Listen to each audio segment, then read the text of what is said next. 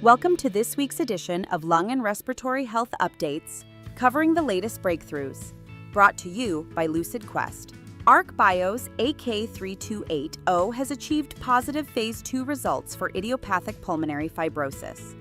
At the 400 mg dose, AK-3280 improved lung function by 209.4 milliliters, with a p-value of 0.002. Notably, the therapy avoided the gastrointestinal side effects commonly associated with antifibrotics. Phase 3 planning is now underway with the goal of redefining the current standard of care.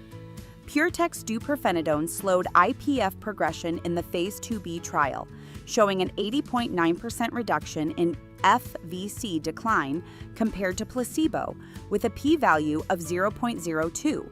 The therapy demonstrated sustained benefit over 52 weeks, nearing the natural decline rate of healthy aging. With a favorable safety profile, it is now moving toward Phase 3. Endeavor's ENV101 showed significant lung volume increases in IPF patients, recording a gain of 142.3 milliliters, with a p-value of 0.014. Additionally, it is the first therapy to reduce pulmonary vessel volume in IPF, with a p-value of 0.0007. Deep learning imaging further confirmed its mechanistic action. Boehringer Ingelheim's nerandomilast met its primary endpoints in both IPF and progressive pulmonary fibrosis trials. It reduced the decline in forced vital capacity from minus 183.5 milliliters with placebo to minus 114.7 milliliters. NDA filings are ongoing across the United States, Europe, and China. Tolerability was similar to placebo, though some patients experienced diarrhea. AstraZeneca's Airsupra demonstrated a 47% reduction in severe asthma exacerbations in the Phase 3b Biopharma trial compared to albuterol, with a p-value less than 0.001.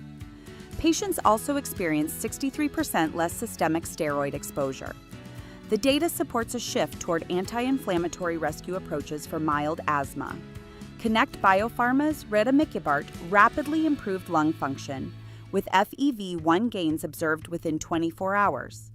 The drug shows stronger IL-4 receptor alpha binding than dupilumab, without an associated spike in eosinophil levels. Efficacy was also noted in asthma patients with COPD-like symptoms. Recludix Pharmaceuticals has introduced a selective STAT6 inhibitor for asthma that matches the efficacy of IL-4 and IL-13 biologics in preclinical models. Unlike JAK inhibitors, the therapy avoids hematologic toxicity. Its mechanism is both reversible and non-degrading, offering high selectivity. Nuance Pharma's ensifentrine appliance excelled in a Phase 3 COPD trial in China. The treatment improved FEV1 by 110 milliliters over placebo, with peak gains reaching 174 milliliters and a p-value less than 0.0001.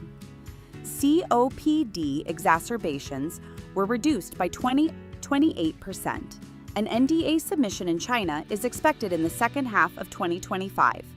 Rialta Life Sciences RLS0071 reduced airway neutrophilia in patients with acute exacerbations of COPD.